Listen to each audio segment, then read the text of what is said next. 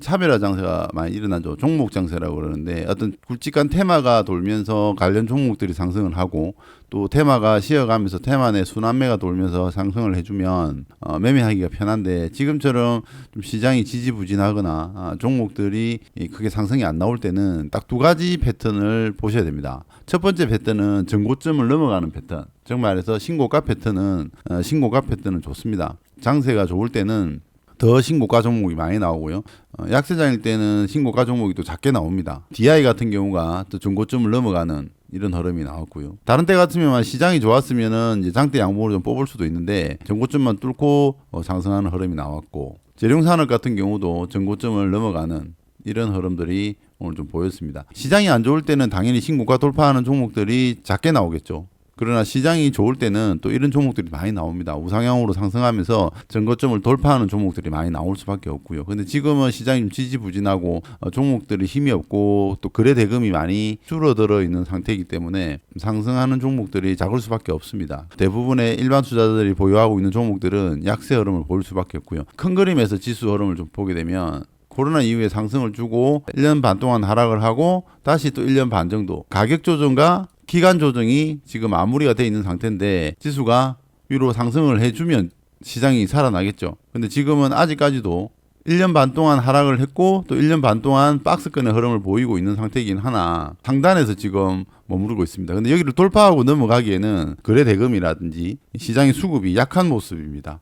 주도주가 없는 상태고요. 그럼 다시 조정을 받았거나 아니면은 다시 전고점을 추세선 상단을 뚫고 올라갈 것인가를 봐야 시장이 좀 살아날 수 있는 흐름이 나오지 않을까 이렇게 판단을 해보고, 자, 코스닥을 보면 코스닥도 긴 시간 동안 이렇게 하단 밴드를 잡아주고 있었습니다. 이렇게 이탈이 한번 나왔다가 다시 반등을 주고 있는데 상단을 뚫지를 못하고 있어요. 그럼 코스닥 같은 경우는 지금 안에 갇혀 있습니다. 수렴을 하고 있는 상태에서 여기서 방향성이 위든 아래로든 크게 한번 튀어줘야 되는 자리거든요. 그럼 여기서 방향을 아예 결정을 해주면 상방으로 튈 것 같으면 시장의 종목들이 상승하면서 주도주도 나오고 테마도 돌고 또 종목이 확산이 될 수가 있는데 지수의 영역이 좀 갇혀 있다라고 보시면 됩니다. 수렴의 과정 안에서 하단 밴드를 이탈하지 않고 돌파도 하지 않고 큰 그림에서 봤을 때 돌파도 아닌 이 안에 갇혀가 있기 때문에 좀처럼 큰 힘을 쓰지를 못하고 있습니다. 하지만 차라리 그냥 이탈이 나와버리면 시장이 급락이 나오겠죠.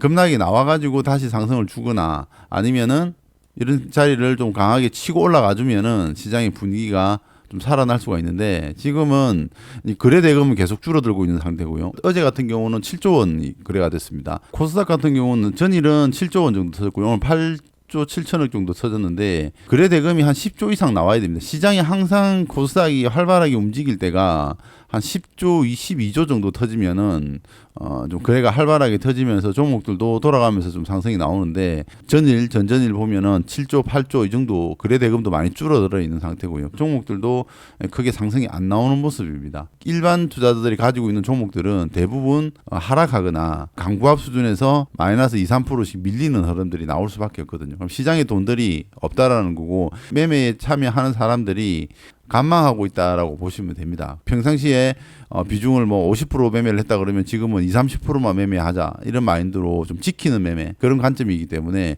시장은 점점 더 돈이 말라 들어갈 수밖에 없는 구조다라고 보시면 되고 이평선들이 모여가 있기 때문에 이평선이 모였다라는 거는 일정 부분 수렴의 과정이 거쳤다라고 보는 거거든요. 그럼 여기서 우상향으로 튈지 하방으로 내려올지 봐야 되겠지만 지금은 이 수렴의 과정 안에서 이평선이 모여있는 수렴하는 과정 안에서 하락 조정을 받고 있다 보니까 종목들도 시원시원하게 가지 못하는 흐름입니다. 여러분들이 매매를 못한다라는 것보다는 장세가 안 받쳐준다라고 보시면 돼요. 지금은 어떤 매매를 하더라도 성률이 받쳐주지를 않는다. 지금은 매매에 자신이 없거나 매매를 잘 못하시는 분들은 종목 선택을 조금 더 디테일하게 하고 매매를 좀 비중을 약하게 해서 매매를 하는 게 지금 구간에서는 현명한 방법이다. 상승하는 종목들을 보면 GS 글로벌이라는 종목이 상승이 나왔는데 사실상 이런 종목들은 잡을 수가 없습니다. 굳이 차트 분석을 해보면 이런 식의 수렴의 과정, 삼각 수렴형에서 저점을 깨지 않고 여기서 튀어나왔는데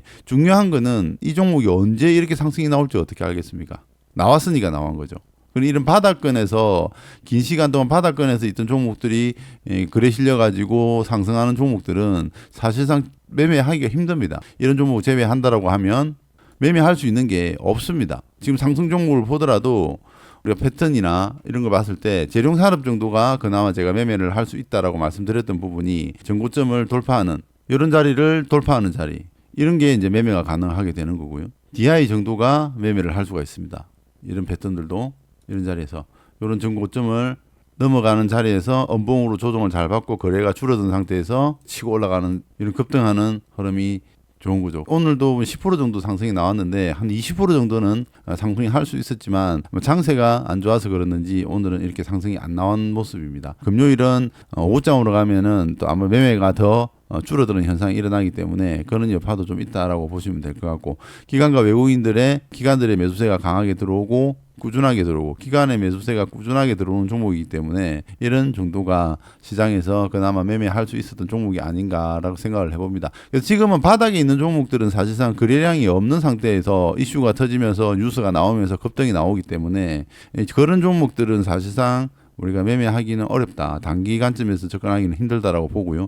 전고점 부근이나 신고가 부근 10% 정도 상승하면 신고가 정도 나올 수 있는 이런 자리에서 기관과 외국인의 수급이 들어오는 종목들은 좀 유심히 볼 필요가 있다. 그 외 나머지는 지금 종목들이 사실상 상승이 나오더라도 그냥 하락이 나오는 정도라고 보시면 됩니다. 그만큼 지금 시장의 종목들이 약세 흐름을 보이고 있기 때문에 대응하기가 사실상 까다롭다. 그럼 지금 구간에서는 돈을 많이 벌려고 하면 될까요? 안 될까요? 지금 구간에서는 돈을 많이 벌려고 하면 오히려 손실을 많이 보는 흐름이 나올 것이다. 기존의 매매 방식으로만 가지고 매매를 한다면 지금은 좀 어려운 장세가 아닌가 이렇게 판단을 해봅니다. 하락장은 아닌데 종목들이 좀 약세 흐름을 보이다 보니까 그만큼 좀 지루한 흐름이 아닌가 이렇게 생각을 한번 해봅니다. 저도. 그래서 좀 까다로운 장세이기 때문에 지금은 매매를 적극적으로 하는 것보다는 좀 한 템포 쉬어간다라는 마인드로 좀 시장에 접근하고 대응하는 게 오히려 낫지 않나 이렇게 생각을 해봅니다.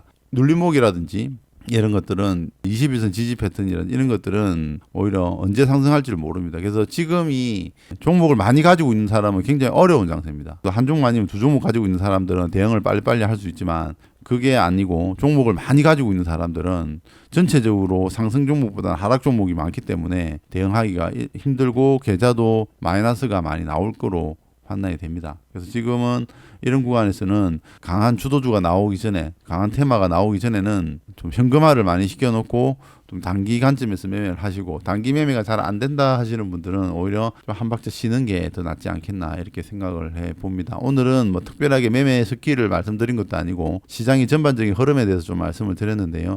주식을 하다 보면 뭐 이런 구간도 있습니다. 항상 좋을 수는 없거든요. 항상 종목들이 상승할 수는 없습니다. 시장에 따라서, 시장 환경에 따라서, 주변 정시 흐름에 따라서 상승하기도 하고 하락하기도 하는데 지금은 좀 침체 구간에 와 있지 않나 이렇게 생각을 해보고요. 7월달이 지나고 나면 조금 더 나을 수도 있다라는 생각을 한번 해봅니다.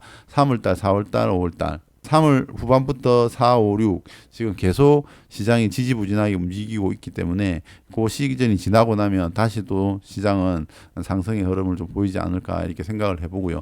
하락보다는 오히려 상승의 기운이 많이 보인다라고 생각을 하고 그런 마인드로 매매를 하시면은 좋지 않겠나 생각을 해봅니다.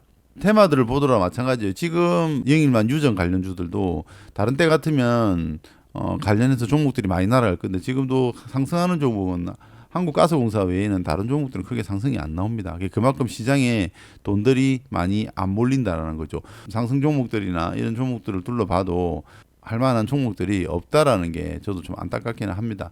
이 또한 시장의 흐름이기 때문에 알고 넘어가야 되는 부분이고요. 참고해야 되는 부분들입니다.